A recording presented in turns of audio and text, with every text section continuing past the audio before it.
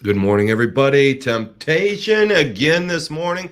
We're going to wrap up the third Thursday. It's not Friday. Remember, I'm the coach that gives you Friday off. I want to talk to you about temptation. I want to talk to you about Kerplunk, dominoes, house of cards. Come on, Jenga, somebody. It's going to be an exciting show today. I'm going to talk to you about temptation. Let's get right to it.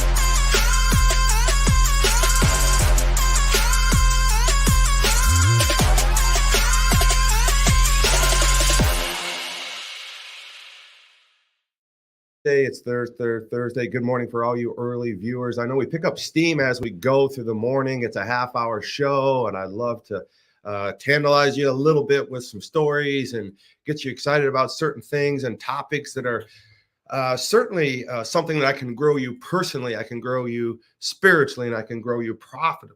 My name is Todd Saylor, and I am the author of the book, The Brand and the Attitudinal Disorder, Wired Differently. It's clearly my moniker.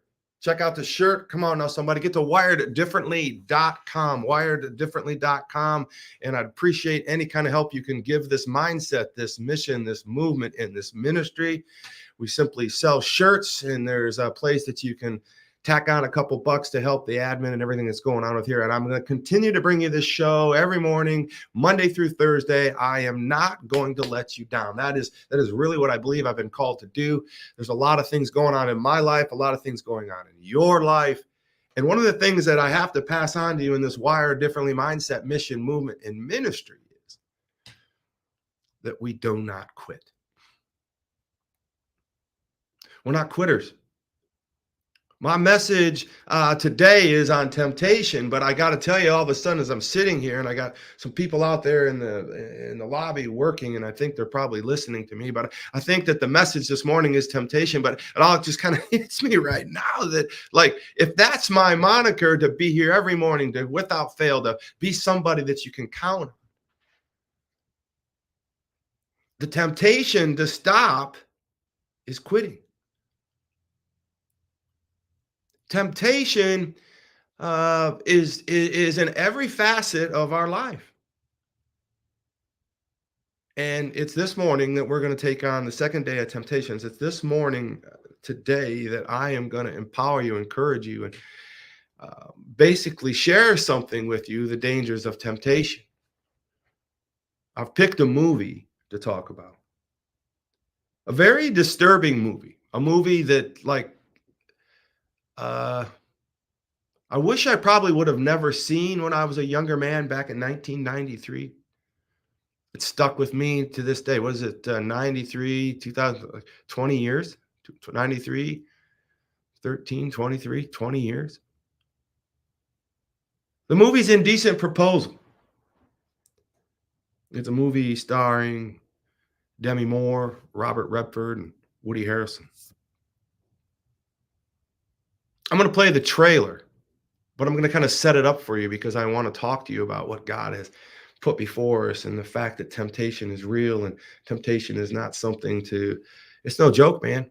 I mean, it's biblical. I mean, it's not like, will I ever be tempted? Like, there's only two types of temptation in this world. You know what I'm saying? There's only two types. I mean, there's the temptation that you had, and then there's the temptation that you're gonna have. There's the temptation that we have had or are in, or there's the temptation that's coming. So, what's the definition of temptation? Temptation is a trial in which man has free choice of being faithful or unfaithful to not your wife, not your job, not, you know, at this point, I want to talk to you from a biblical perspective. Temptation is a trial in which a man has free choice of being faithful or unfaithful to who? God. Now, the thing about that is if you're being faithful or unfaithful to God as your precipice or your barometer, if you will, or your litmus test of being tempted or not being tempted or faithful or unfaithful, everything underneath the moniker of God, the title of God or the God we follow would tell you not to be unfaithful to your wife, be unfaithful to your boyfriend, unfaithful to your job, unfaithful to your children. Okay, so don't start at a level or a bar lower than God. I mean, if you just want to say a temptation is only based around your wife, then that's a low bar, because the bar of temptation was not set on our maternal aspects. It was set on God's temptation. If you are tempted, then you are tempted to do something that's not pleasing to God. And of course, doing bad things behind your spouse's back is temptation that is unpleasing to God. And this is, trust me, this today is not me telling you how to live your life exactly how I say to live your life. Today is me just sharing a simple story, sharing something with you that you can relate to, because I don't want you to go there. Because I got to tell you, in 1 Corinthians 10:13, God said this very thing. I'm going to read it to you. No temptation has overtaken you except such as is common to man. So temptation is common to man, and anything that would overtake you in a temptation role is common. But God is faithful, who will not allow you to be tempted beyond what you are able. So God is just admitting to us right now, there's two types of temptations, the one that you've had and the one that you're going to have. It's common to man. He allows that to play out. But with the temptation will also make the way of escape. So God's saying it's going to happen. Be ready. I'm not going to put something in front of you that you can't endure. And then also there's a trap door, baby. There's a way out. It says right here, I can escape. I mean, escape isn't a trap door. Like, I've seen all these kind of shows in my life, Houdini, magic shows. I've seen ladies sawed in half. I've seen trap doors in mystery movies. I've even been in those escape like rooms, and you got to get with your kids and they get in there and they scream at you like, you're not reading the directions right, read it over again. And like, we're in there screaming at each other, and I'm like, okay, everybody just settle down. We're in this escape room, and like, we can't get out, but we know I could kick the door down, damn it, if I had to. But everyone's like, oh, come on, Dad, come on, you're not reading it right. Think. Come on, this is crazy, this ain't for real. Dad, it's for real. No, it's not for real. This is an escape room. This is a game. I mean, we're not talking about life and death here, are we?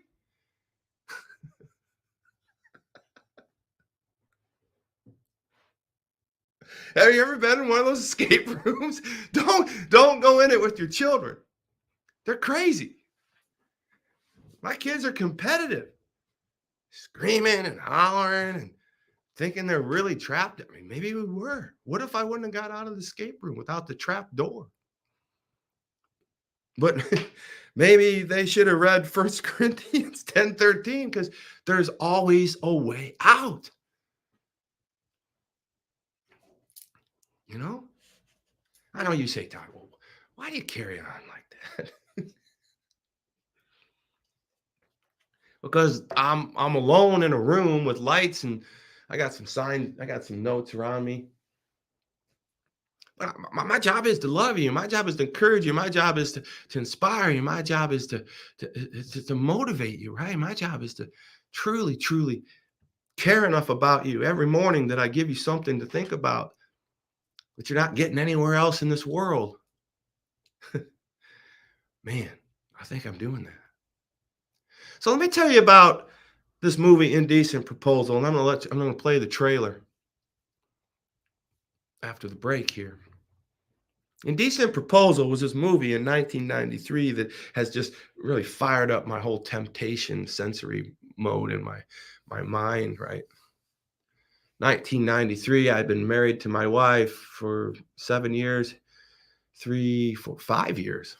And my wife, obviously she's still a beautiful woman. And I don't know why I went and watched the movie with her, but it was, I think Demi Moore and Woody Harrelson weren't much older than us at the time, and we could really relate with their marriage. I could relate with Demi Moore. I think my wife is as beautiful, or certainly more beautiful than Demi Moore, but brilliant actress, beautiful woman, Demi Moore. And I just remember watching this movie in almost horror. I mean, I sweat through the whole movie. And the movie is about a young couple who, not unlike all other young couples, get into financial trouble. I don't know any couple that's never been in financial trouble. And that's part of God's blessings, I believe. But the movie was about them getting in trouble, and they think they're going to go to Vegas and they're going to gamble and solve all their financial troubles by going to Las Vegas. And as they're in Las Vegas, they get a room. I don't know how nice the room is. Doesn't matter. They got a place to hole up in. And they're down at a roulette table. And Woody Harrelson's a young man. Demi Moore is a young woman. His name is David, and she is Diane. So Diane and David. Diane and David Murphy. You can't get any more regular names than that. Maybe John Smith. But Diane and David Murphy. Regular people. Beautiful people, but regular people going to Vegas, going to throw down some money on the roulette table, change their life. First rule number 1. Come on. That's not how you change your life. But they're there. They're already tempted. I mean, think about the temptation, not to go work the normal way out of it, but to take the shortcut, go to Vegas and be tempted on the gambling. It just hits me right now. So the beginning of this movie is riddled with temptation. You're at the roulette table, and all of a sudden, there's a very handsome man, a senior man. Robert Redford's probably 62 years old at the film, and he looks fantastic. He's never been unbeautiful in his life, and he's at the end in a suit and tie, and he's throwing craps. And across the room, he sees Demi Moore, and he says, "Would you like to be with me?" And Woody Harrelson kind of puffs up and says, "Excuse me, sir, what are you talking about?" He says, "Well, would you like to be over here with me to help me with luck?" Woody Harrelson looks at him and he shrinks back, and realizing that the man had kind of backed down by not being so forthcoming, and retreats with a simple word of, "I only mean for luck at the table, you dodo bird." All the tension's released. But the temptation is still there with Demi. The temptation with being liked by another person, whether he's handsome or not handsome. Even Woody Harrelson or David wanted to be liked by a wealthy man. She goes over there and she kind of blows on the dice. He throws a dice and he wins all kinds of money. And I think he probably shares a little bit of it. And he says something like this or that. And they get into a conversation about how money can't buy love and how this or that. And Robert Redford, whose name in this movie is Gage, is enamored by the beauty of Demi Moore and says, "Well, I think money can buy love." And Demi says, "Oh, you're so wrong." In a quiet moment, he says, "Well, I think I'm right." And she says, "You're full of yourself. You're arrogant." And then he says, "What if I gave you $1 million to spend one night with me? Would you consider it?"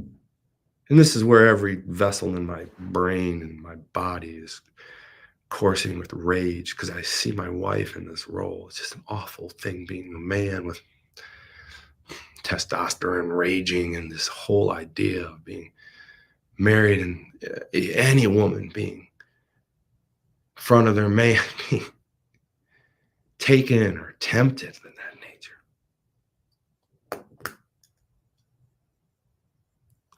They go back to the house, and David asks Diane, "What were you talking about?" And she said, "Oh, it was silly." He said, what? And she said, he offered me $1 million to spend a night with me and to talk to you about it. And David looks at her in like astonishment at first, like he wanted to kill him, but then he realized that all of his money troubles would go away. And he asked her if she wanted to do it, and she said no. But then he urges her that the money trouble would go away, and it would just be sex. It would just be one night. The temptation at first was to make easy money in Vegas. Then the temptation at second was to be lured away. The temptation at third was to be paid to be lured away to solve all the worldly problems that they had. Diane, with David's approval, accepts the bid for $1 million in one night.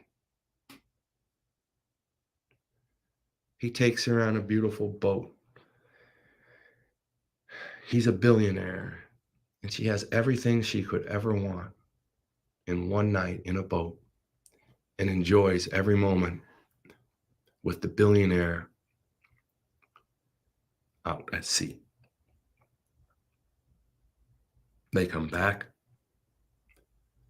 She's expected to have her life the same. She got paid the $1 million. The temptation and the bait had been taken. With temptation taken, sin occurs. They both were unfaithful to God if they would have had God in their life, but they were unfaithful to each other. He was tempted by the money. She ultimately was tempted by a beautiful, very, very wealthy man. And the end of the story will come next. I'll be right back. Preview. Todd is not only a remarkable, successful 30-year titan in business with having multiple businesses that generate multiplied millions of dollars. And if that plan happens to be to build $1 million company, which I can help you do. But he's humble. He's a man of God. He's a family man. The world's news organizations are built on everything but positivity. He is an influential entrepreneur and business figure for over 30 years. I've got to forecast. I've got to pronounce. I've got to project. I've got to share with you my ideas, my vision, my goals for not only myself, but for you. That's why he's came up with his incredible concept of taking and creating a platform for people that are wired differently. And you got to understand that your habits of your person and your habits of your business and your habits of your spirituality have to lead to the North Star of who you are. We need to figure out who we want to be in life.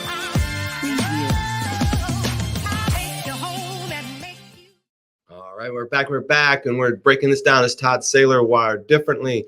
And I want to just kind of talk to you about this movie, Indecent Proposal, and temptation, and this whole concept of temptation. I'm having a good time with this story, but it's literally bringing me a version of some type of flashback of 1993. I remember being in this movie theater watching it with my wife, and I don't know why I'm pulling up these things that really bother me, but I guess I want you to understand that temptation is real. It's part of the Bible. It's part of God's work. It's part of God's will.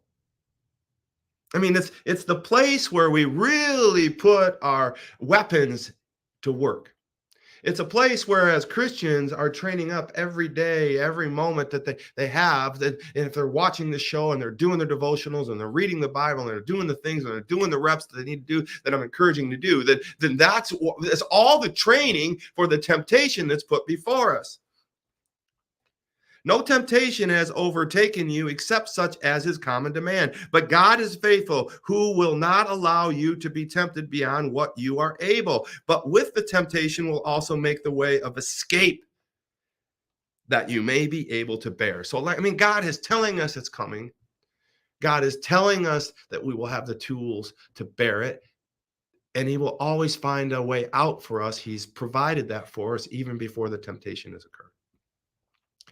Indecent Proposal is a movie that I'm going to share with you right now, and we're going to talk about temptation in our life and other people's lives. Let's watch this. I backfilled the movie, and we're at the part where Demi Moore, Diane, is accepted to stay one night with a billionaire for $1 million.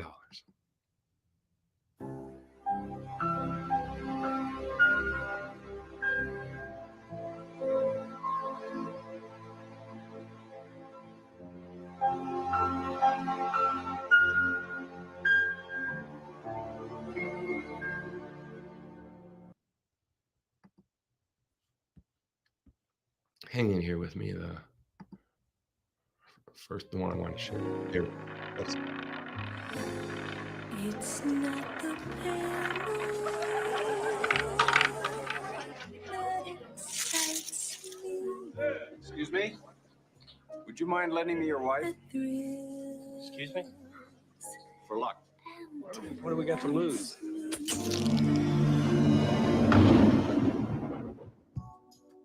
I got money, I got security, I have businesses, but you have something that I just don't have.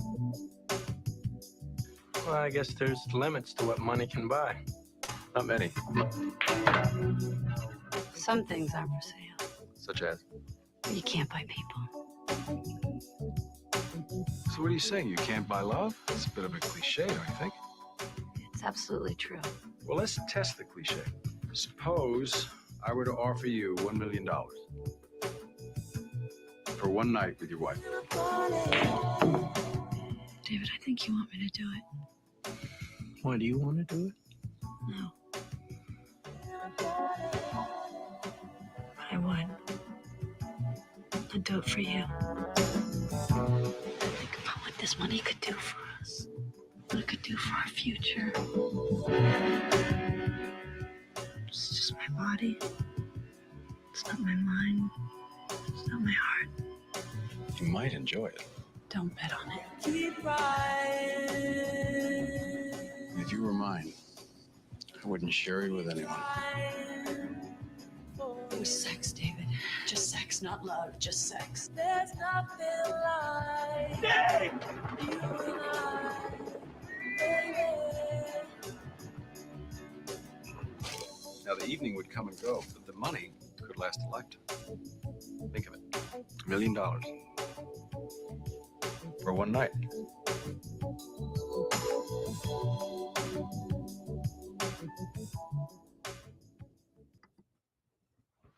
$1 million for one night.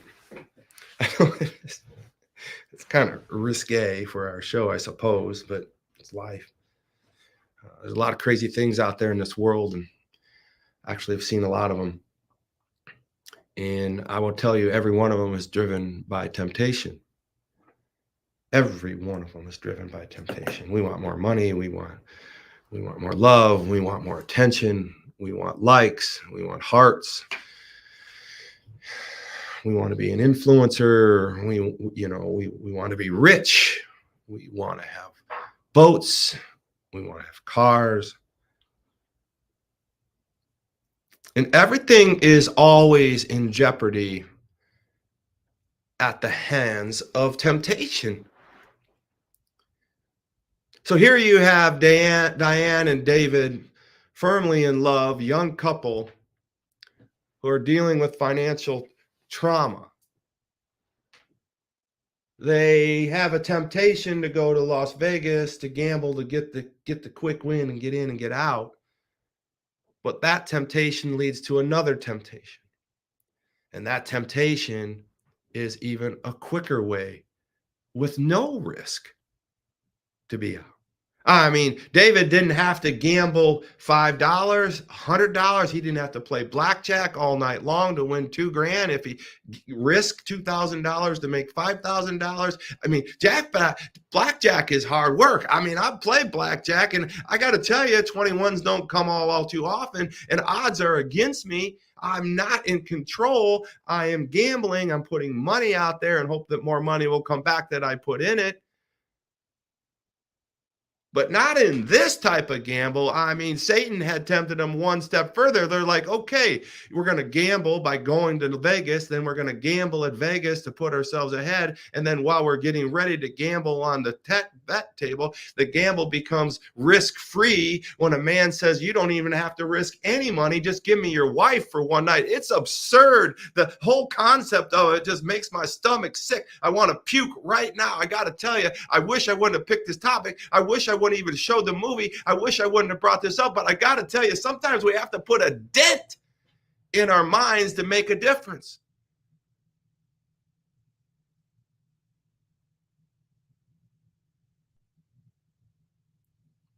He said, do you want to do it? He was tempted to ask the question. Why wouldn't he just said, we're not doing this? He's the man. We're not doing this. We're going to go poor together, baby. We're going to suffer together. We're going to do life in a trailer together. We're going to do all these things together. It ain't going to matter because we're going to have each other. But he didn't. He said, do you want to do it? She said no. But then just like Eve, she came back and said, but I'll do it for you. Temptation. I'm not mad at her. I'm not mad at him. I'm mad at the director. I'm mad at the producer. I'm mad. Who else can I be mad at? Satan?